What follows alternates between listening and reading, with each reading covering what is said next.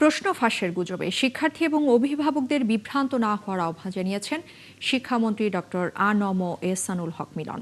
প্রশ্ন ফাঁস প্রতিরোধে সরকার সতর্ক অবস্থানে রয়েছে জানিয়ে তিনি বলেছেন, গুজবকারীদের বিরুদ্ধে আইনি ব্যবস্থা নিতে কাজ করছে তার সরকার। ফারজানা আক্তারের প্রতিবেদন।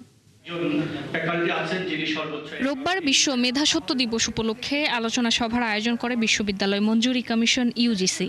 এর উদ্বোধন করেন শিক্ষামন্ত্রী ডক্টর আ.ন.ম এহসানুল হক মিলন। এ সময় প্রশ্ন ফাঁসের বিষয়টিকে গুজব আখ্যা দিয়ে শিক্ষার্থী এবং অভিভাবকদের বিভ্রান্ত না হওয়ার আহ্বান জানান মন্ত্রী।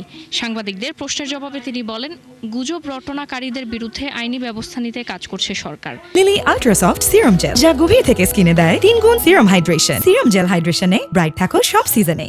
আমরা তো ননস্টপ বলে যাচ্ছি যে আমাদের সকল চেষ্টা রয়েছে সুন্দর পরিবেশে সুন্দর পরীক্ষা নেওয়ার জন্য, এবং এই গুজবে না কান দেওয়ার জন্য আমরা অনুরোধ করছি।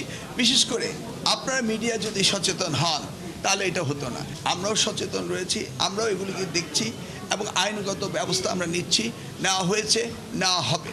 তিনি জানান, শিক্ষার্থীদের সময়ের অপচয় রোধে ডিসেম্বরেই এইচএসসি পরীক্ষা আয়োজনের কথা ভাবছে সরকার।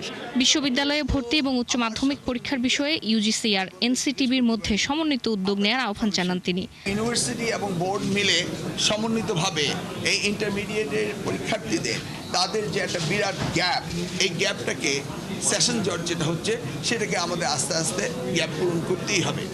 আপাতত এনসিটিভির দায়িত্ব সিলেবাস কারিকুলামগুলি সঠিকভাবে দেওয়া, 2 বছরের কোর্স 2 বছরের দেওয়া, এবং সেই সাথে ইউনিভার্সিটিগুলো বসে কিভাবে আমরা তাদের পাস করার সাথে সাথে অ্যাডমিশন দিতে পারে সেই ব্যবস্থাগুলো করা। উচ্চশিক্ষার জন্য বিদেশে গিয়ে দেশের মেধা সম্পদ হারিয়ে যাচ্ছে কিনা সে বিষয়ে ইউজিসিকে খেয়াল রাখতে বলেছেন শিক্ষামন্ত্রী। একই সঙ্গে বেকারত্ব দূর করতে পাবলিক বিশ্ববিদ্যালয়গুলোকে ইতিবাচক ভূমিকা রাখার আহ্বান জানান এহসানুল হক মিলন। সকলকে সচেতন হতে হবে। ফারজানা আক্তার, ৭১, ঢাকা।